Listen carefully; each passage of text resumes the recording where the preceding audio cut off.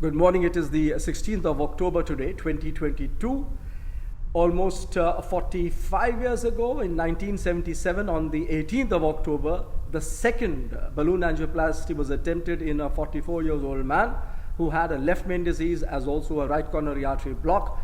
The right coronary artery block was tackled, but the procedure was unsuccessful in the left main artery block. Therefore, on January 1978, he underwent a bypass surgery. There were two grafts inserted into the left anterior descending artery and the left circumflex artery.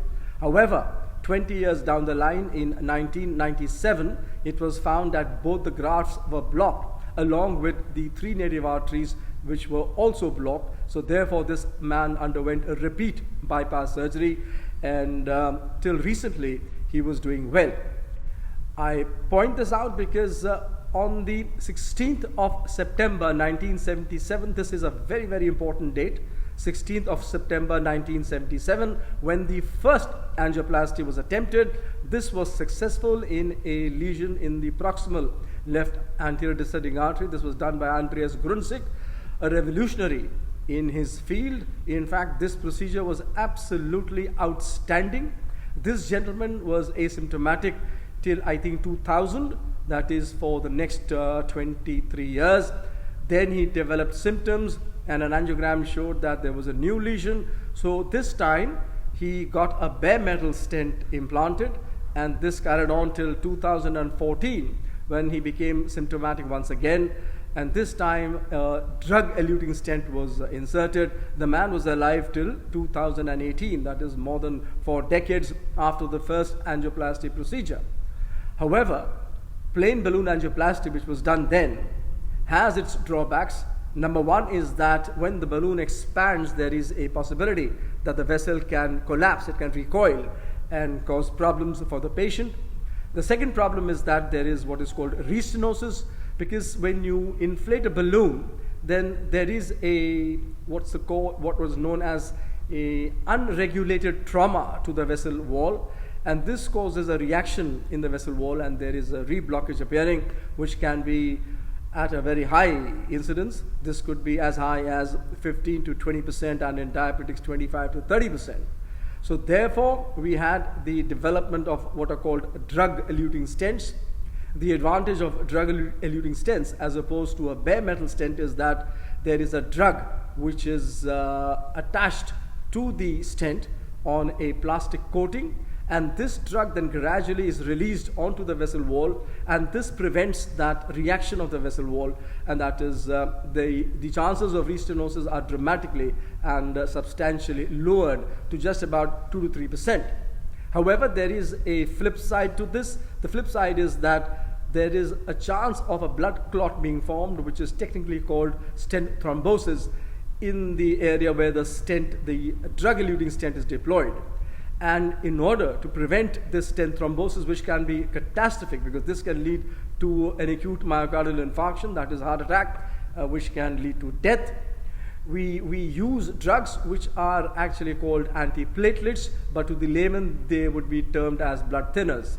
And right from the beginning, 2 antiplatelets have been used when a drug eluting stent has been deployed, and these are aspirin and a P2Y12 inhibitor. There are 3 kinds of P2Y12 inhibitors, that is clopidogrel, ticagrelor, and prasugrel.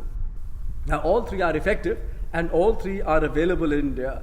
That is very important, and clopidogrel is actually quite cheap in India.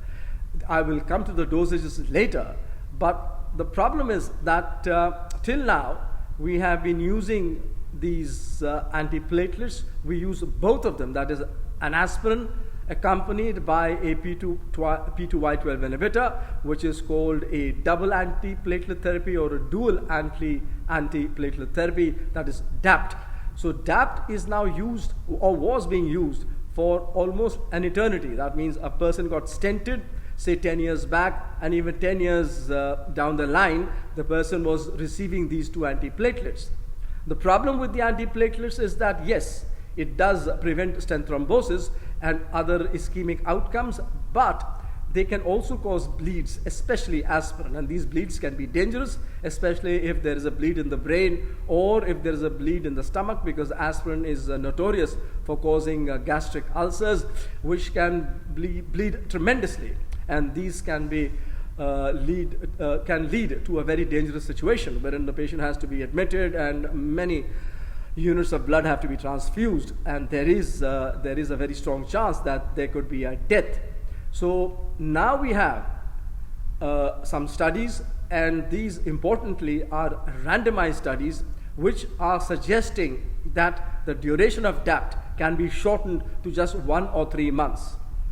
You see, because as I've just mentioned, if you give prolonged Dapt therapy for more than a year, more than 2 years or 3 years, then the chances of bleeds becomes higher, and this can be, as I've just said, very dangerous. So these randomized trials are suggesting that if you shorten the Dapt period, the months in which you give the dual antiplatelets to just about 3 months, in fact even down to just 1 month, then the effectiveness of the stent remains the same. However, the bleeds are reduced substantially. Now, these trials are such as the global leaders. There is a trial called Twilight, TICOS, then there is a master trial, and now we have a smart wash trial. There was a very good meta-analysis which was published last year in the British Medical Journal. This was by Val Gimigli, who's done a lot of work in this subject, and this trial took 6 randomized studies. This meta-analysis included 6 randomized studies which involved almost 24,000 patients who were stented, and this meta-analysis showed that when the Dapt duration was shortened to just 3 months as opposed to a year, the follow-up was for a year. This means that the patients were randomized to dual antiplatelet therapy for 1 year, and some patients were randomized to dual antiplatelet therapy for just 3 months. It was found that the risks were the same at the end of 1 year, whether you give Dapt for 3 months or whether you give Dapt for 1 year. The risks for death, myocardial infarction or stroke remain the same. However, the good thing was that the bleeding complications were lessened substantially, almost by 50 to 60%. And this particular meta-analysis showed a very important point, and that was that the deaths in women was reduced by 70%, which was significant.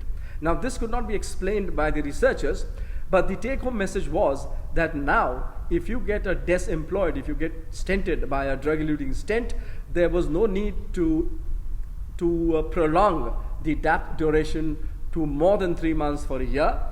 And in women, this was a very good technique, because there was an actual reduction, a significant reduction in cardiovascular mortality when this protocol was employed in women.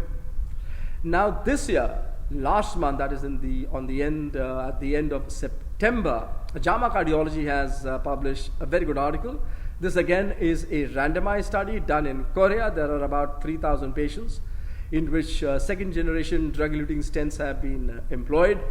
And these stents could be of any dimension, of any length or any diameter. And here, these 3,000 patients were randomized to 3 months of Dapt versus 3 years of Dapt. That is, after 3 months of Dapt, then one antiplatelet is stopped, and this is aspirin. So I will repeat this. One group received a Dapt for 3 months, and then the aspirin was removed and you carried on with one P2Y12 inhibitor. The other group was randomized to Dapt, that is both antiplatelets and an aspirin and a P2Y12 inhibitor for 3 years. Now the important thing here is that this is the longest follow-up in this kind of a study.